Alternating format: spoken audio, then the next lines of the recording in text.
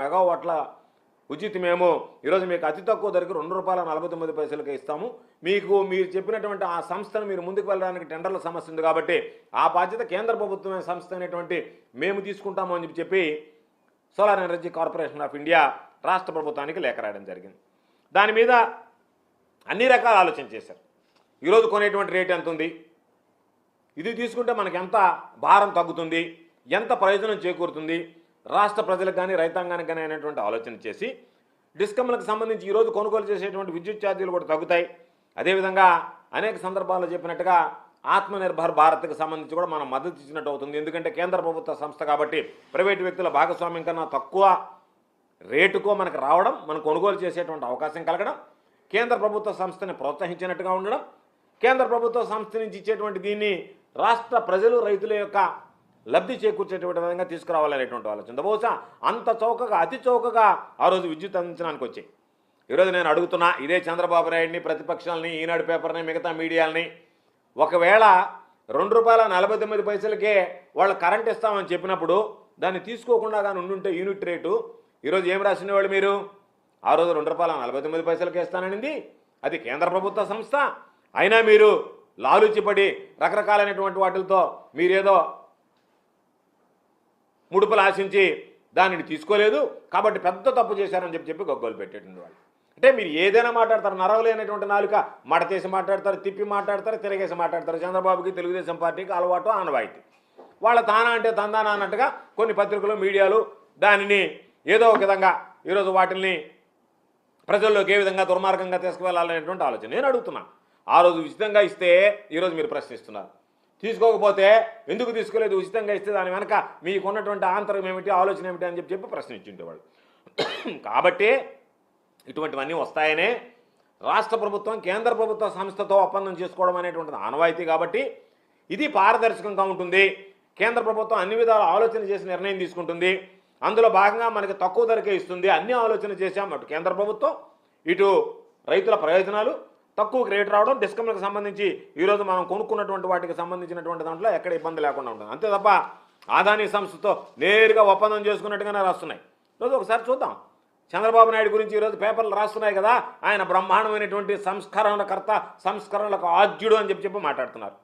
సారి 2014, 2019 మధ్య ఆంధ్ర రాష్ట్రంలో ఎంత చెల్లించాడు చంద్రబాబు నాయుడు ముఖ్యమంత్రిగా ఉన్నప్పుడు? సగటు యూనిట్కి సగటు రేటు ₹5.10 చెల్లించాడు. అవునా కాదా చెప్పానండి? ఈనాడు పత్రికను చెప్పానండి, చంద్రబాబు నాయుడిని చెప్పానండి, తెలుగుదేశం పార్టీని మాట్లాడమనండి. ఆ రోజు మీరున్నటువంటి హయాంలో 2014, 2019 మధ్య మీరు కొనుగోలు చేసినటువంటి యూనిట్ రేట్ ఎంత, విద్యుత్ యూనిట్ ధర ఎంత? ₹5.10 కాదా? అటువంటిది ఈరోజు ₹2.49 వస్తే ప్రభుత్వానికి దాదాపుగా ₹2.61, ఈరోజు ₹2.60 ప్రభుత్వానికి ఆదాయం వస్తుంటే దాని మీద రకరకాలైనటువంటి కథనాలు మాట్లాడతా 2014, 2019 మధ్య ఉన్నవాడు ఎవరు? The great corruption king Chandrababu Naidu గారు కదా? ఆయన ముఖ్యమంత్రిగా లేడా? ఆయన ముఖ్యమంత్రిగా ఉన్నప్పుడు కదా ఈ ₹5.10 లెక్కన కరెంటు కొనుగోలు చేసింది యూనిట్ ధరకి. కాబట్టి ఈరోజు ఒకసారి చూస్తాం, ఆయన హామీలో జరిగినటువంటి ఘనకార్యాలు కూడా చూద్దాం. ఎందుకంటే ఈరోజు మాట్లాడుతున్నారు కదా ఇవన్నీ అని చెప్పి సోలార్కి సంబంధించి 2014 వరకు ఆంధ్ర రాష్ట్రానికి సంబంధించి 11 PPAలు ఉన్నాయి, పవర్ పర్చేజ్ అగ్రిమెంట్స్ 11 ఉన్నాయి. చంద్రబాబు అయిన తర్వాత 2015, 2019 మధ్య 2400 మెగావాట్లకు సంబంధించి 35 PPAలు. అంటే చంద్రబాబు నాయుడుకు ముందు పవర్ పర్చేజ్ అగ్రిమెంట్లు 11 ఉంటే చంద్రబాబు నాయుడు గారు వచ్చిన తర్వాత 35 PPAలకి ఉన్నాడు. దాదాపుగా వాటి విలువ ఎంత? 22,868 కోట్ల రూపాయలు చంద్రబాబు నాయుడు ఆ రోజు చేసినటువంటిది. కాబట్టి 2014లోనే ఆయన ఎంతకు సోలార్ విద్యుత్ కొనుగోలు చేశాడు?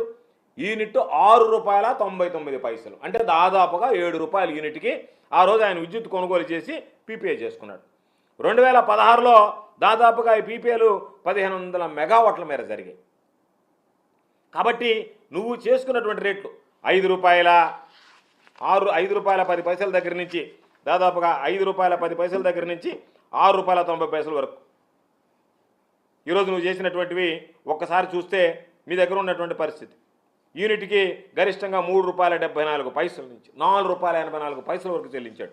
ఇదైతే మరి సోలార్ విద్యుత్ అయితే 2014లో చేసుకున్నదైతే ₹6.99 లెక్కన చేసుకున్నాడు. 2016లో దాదాపుగా PPAలు 1500 మెగావాట్ల మీద జరిగాయి. ఆ తర్వాత సెకీ వచ్చి రూ. 2.49 మేము తగ్గిస్తాము అంటే సిగ్గైనా లేకుండా ఆ రోజు మీరు ఇచ్చినటువంటి వాటికన్నా ఎంత తక్కువ ఉందనేటువంటిది మాట్లాడకుండా ఇదిగో ఇంత ఉన్నది వ్యత్యాసం ఇది ఉంది దాని మీద ఏదన్నా జరిగిందని మాట్లాడకుండా మేమున్నప్పుడు కొన్నా సరే అవినీతికి పాల్పడ్డా సరే ప్రజల నెత్తిన భారం వేసినా సరే డిస్కమ్లు కుప్పకూలిపోయినా సరే విద్యుత్ పంపిణీ వ్యవస్థ నాశనమైపోయినా సరే మేము చేసినటువంటిది బ్రహ్మాండం మీరు చేసినటువంటిది అవినీతి అని మాట్లాడడానికి అసలు వీళ్ళు ఏ విధంగా మాట్లాడుతున్నారు ఏ విధంగా మాట్లాడడానికి ప్రయత్నిస్తున్నారు అనేటువంటిది ఆశ్చర్యం కలిగించేటువంటి విషయం.